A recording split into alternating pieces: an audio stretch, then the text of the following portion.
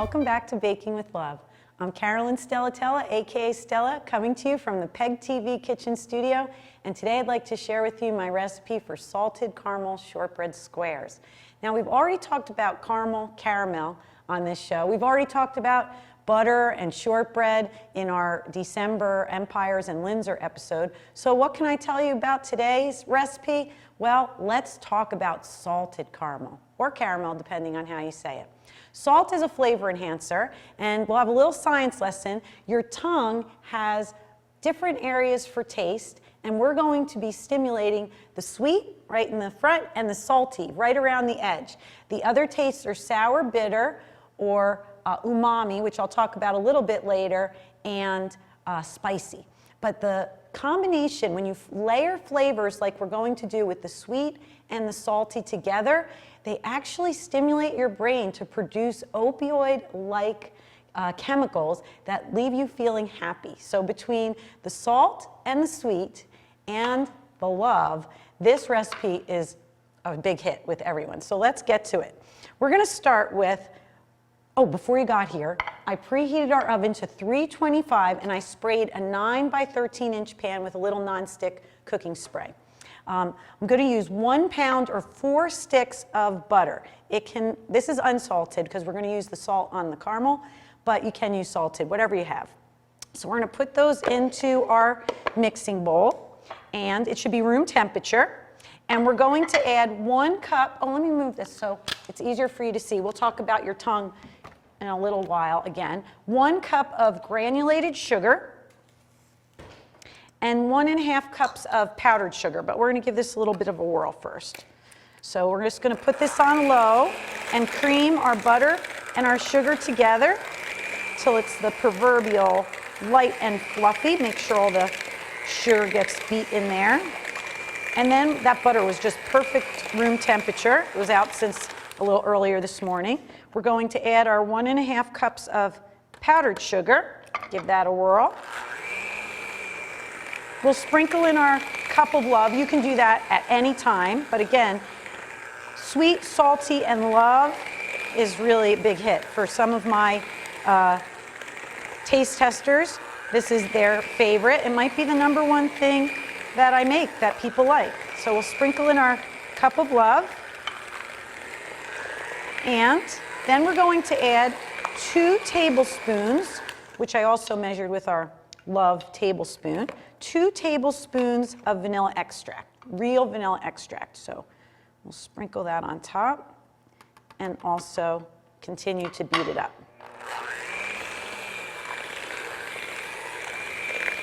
So you may remember we did the caramel stellalitas, and we talked about where in the country people say caramel and where people say caramel. And then we had shortbread in our December cookie episode, and we looked at who eats the most butter in the world for our Linzers and our Empires. So now we are going to do a bar cookie, which I call squares because I cut them small since they're so rich. All right, to that mixture we're going to add 4 cups of all-purpose flour in a couple of different additions. So we'll start with a little bit, give it a whirl, and then continue to add. Now you might also remember from our shortbread episode that good shortbread is buttery and a little bit crumbly. And that texture is what we're after here with these bars. So you'll see your dough come together and look a little bit dry, and that's perfectly fine. And then we're going to bake the bottom for a little bit, and then add the filling and make a crumble on the top. So I'm just adding that flour, you could do this in a stand mixer also. I just have my hand mixer here today. It's nice and portable. And you just want to make sure that that flour gets well incorporated. And you can see the crumbly texture of the dough. While we're baking the bottom, we're going to put the rest of our dough in the fridge, and we'll crumble that on top after our filling is ready. All right, so that's pretty good. I'm just going to scrape down the bowl a little bit. I'll clean up in just a sec. and make sure, like I said, all the flour is incorporated, all the butter is incorporated, and you still have a little bit of kind of dry, crumbly texture to your dough. It's a little stiff, and that's fine too, and it'll be easy to press down into our pan. Make sure you turn over the bottom, make sure there's not any dry flour or sugar hanging out down there. All right, that looks good. I'm going to give it one more spin.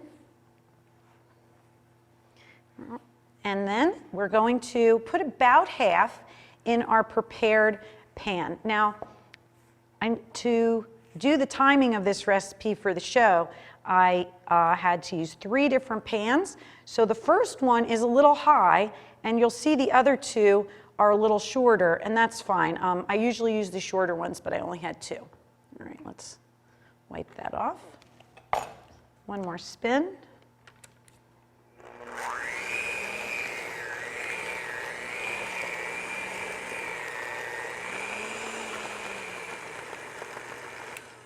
That's it. So we're going to, I'm going to just do a little cleanup, and then we're going to take about half of this and put it in our prepared pan. And I'll keep my scraper handy. So really just butter, confectionery sugar, all-purpose sugar, a pinch of vanilla, and our flour. Okay. So about half. And you want to just make sure you'll have a nice bottom layer that's even and all around your pan. So I'll start with that. I might need a little bit more. There's always plenty to crumble on the top, so if you end up with a little more than you need in your crumble, sometimes I just make a little shortbread cookie out of it, and I'll show you that later because I have one from the test batch. So what else can I tell you about caramel? Did you know that Milton Hershey, before he started the Hershey Chocolate Company, was making, called it Lancaster Caramel Company, and he was a confectionist, and he made caramels worldwide back in, I think, the 1880s. He was actually making chocolate to cover his caramels with, and that eventually evolved into the Hershey's Milk Chocolate Bar, which made him famous. And we talked about the world's biggest Hershey Kiss in our January episode for our 3-layer chocolate birthday cake. We had a picture of that, so it comes back to Hershey. But this is the bottom layer of our shortbread. And again, it's nice and crumbly still, which will, all that butter will melt and bake into a nice layer. I'm going to wipe my hands, and then we're going to use this fork to prick little holes, which, again, you might remember from our shortbread episode, will serve as vents. So as the shortbread cooks, it can release moisture, and it can stay kind of dry and crumbly, which is what we want in a good shortbread. All right, so let me get my hands a little clean, and then we'll do our poking of our prongs. Okay, so that's the bottom layer, our crust. Actually, I see a little low spot right in the corner. You want to build your corners up, so make sure you have enough stuck in there. And like I said, we still have plenty for our crumble on the top. So we're going to just poke this all over. I'm going to wash my hands, and then we're going to stick it in our preheated 325 degree oven, excuse me, for about 15 to 20 minutes until it gets golden. So we'll pop that in.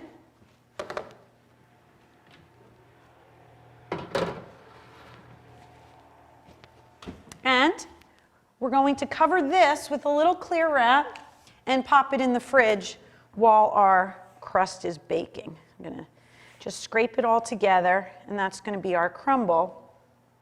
And we'll just take this and clean that up as well. Okay, so this goes in the fridge, and now we can talk about our filling, which is that delicious salted caramel. As we've said in some other episodes also, a lot of packaging is getting smaller. So this recipe calls for 14 ounces of caramel, but these bags are only 11 ounces now. So you're gonna have to get more than one bag, and you're gonna have to open them all. So this is a little time consuming. If you have kids, maybe you can give them the job, but you should count your caramels when they're done, because there'll probably be some missing. So 14 ounces, I counted, is about 50 of these squares. And to that, you're going to add, some of them are a little tricky.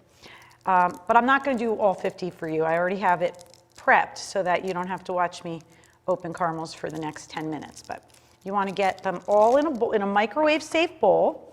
And then you're going to add 1/3 of a cup of heavy cream. And you're going to microwave that at 100% power for 1 minute. And then you're going to continue to microwave it at 50% power for 30 seconds until it's smooth and looks like this. So this is 14 ounces, or about 50 squares, and 1/3 of a cup of heavy cream.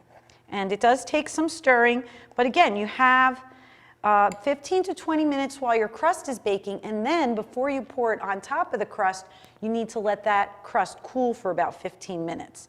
So you have about a half hour between peeling your caramels, and melting them. So once it's smooth, you're going to add a 1/2 teaspoon of vanilla extract. So again, a little more love in our measuring spoons there. And that will be ready to pour over our crust. I'm going to actually give this just another 30 seconds in the microwave just to make it a little more pourable. Another interesting or fun fact I read about caramel is that, let me just make sure I do this on the right power level, 50%, and power level 5. Okay, in the Ottoman Empire in the 1600s, women used it for hair removal. They called it sugaring. So instead of wax, like we have today, go and get your brows waxed, they would put a layer of sugar and lemon juice, and then they would use it to pull the hair right off. So that's a little unknown use for caramel back in the day. All right, so we're going to pretend that this is our crust that's all nice and golden, and we're going to get our caramel mixture, which was heavy cream and a little vanilla extract, and we're going to pour it. Now this has to bake and then cool, so you got to go into the PEG TV time machine and use your imagination. And now we've got our cooled crust, and we're going to pour our nice, gooey, delicious caramel on top. And then to this, we have to add the salt so that we can really stimulate those sweet and salty taste receptors on our tongue so that we can have that opioid-like reaction in our brain that just tells us to have more and be happy. And that's what we're going to do right after this. So let's get this, all the caramel, every little drop out, because, you can use a little bit more than the 50, again, but don't use less, because as I said, if you have little helpers, they maybe even you, snitched a few while you were unwrapping and popped them in your mouth. Okay, so that looks nice. We're just going to drag that to the edges. You can leave a little frame of shortbread. And then our flavor enhancer, coarse sea salt. So we've got a little grinder here. It has some different, you might have a fancier one. It has some different coarseness or fineness thing, and this is coarse. So we're going to make a generous sprinkle all over the caramel. Now this was about a tablespoon that I ground, but I don't usually use the whole tablespoon. And once you make these for yourself, you can decide how much or how little salt you would like. And again, if you use salted butter, you might use a little bit less sea salt. I used unsalted butter this time, but the sweet and the salty go so great together. All right, so that is our layer of coarse sea salt. And now we're going back to the fridge to get our dough for the crumble. So I'm just going to clean this stuff up. Try not to spill. I just wanted to have that cream there to remind you. All right, so now we're going to make our crumble. So some people know that I used to be a science teacher, so I'll give you a little scientific information besides your taste buds today. So you're just going to take the dough and you're going to crumble it on top of your warm caramel. And I'm just saying it both ways to make everybody happy. And as I mentioned, if you have extra after your crumble, you can just take the dough and put it on a little parchment and make a shortbread cookie out of it. That was left over from the finished one. But back to our science lesson, some of you may have had COVID, and during COVID, some of you may have lost your sense of taste and smell. Hopefully it's back. I read that about 76% of the people got it fully back, and 28% got it partially back, and 2% didn't get it back, which has got to be a bummer because then you can't taste all these great tastes. But what they think happened is that the virus attacked cells around the olfactory nerve, your smelling sensor, and blocked off your sense of smell, which then affected your sense of taste. And when I was a science teacher, we were teaching the senses in biology. We had an experiment. I don't know if you could do this experiment. This was a long time ago back then because people have allergies and such, but we had people were blindfolded, and another student held something under their nose, and we gave them something to taste and asked them what they were tasting. And when they couldn't see, we held onion under the person's nose, a pretty powerful onion, and we fed them an apple. And every person guessed they were eating an onion. So your sense of smell is so connected to your sense of taste. And yes, when people lost their sense of smell from COVID, they also lost their sense of taste. So then you kind of go back over, and also about taste, that weird word in the taste bud chart, umami, it's a Japanese word, and it sometimes translates to savory. In Chinese, they kind of translate it to pungent, and it's a flavor that's a little hard to describe, but it's in things like seaweed, mushrooms, soy sauce. Our picture had a tomato for umami. And some people call it kind of a meaty taste, even though these things are not meat. And some people call it deliciousness, but it's one of the other flavors that your mouth can sense. And in English, you might call it savory. They're sweet, salty, sour, bitter, spicy, and savory. So as you can see, I'm just trying to make this even. It's kind of going to melt down as it bakes. And you can use as much as you want to get a good cover. When it bakes, the caramel might bubble up a little bit in between, and that's fine. That's one of the ways you'll know it's done. The topping will be golden, and the caramel will be a little bubbly. And with any extra crumbs, you can just make a cookie if you have it. Or you might just use all the crumbs, just pile them on top, keep crumbling, Yeah, I'm not going to have enough for a cookie on this time, but that's okay. Maybe that means my bottom crust is a little thicker, because you kind of just roughly divide it in half. All right, that looks good. I'm going to give my hands another wipe. Oops, pop that into the oven, 325-degree oven, and check our bottom crust, which is actually baking, unlike some other shows. And we'll get to our finished product. So we'll get this in the oven right next to our bottom crust. All right, so into the PEG TV time machine. We'll just give this counter a little wipe, make it nice, and we'll get to our finished salted caramel shortbread squares.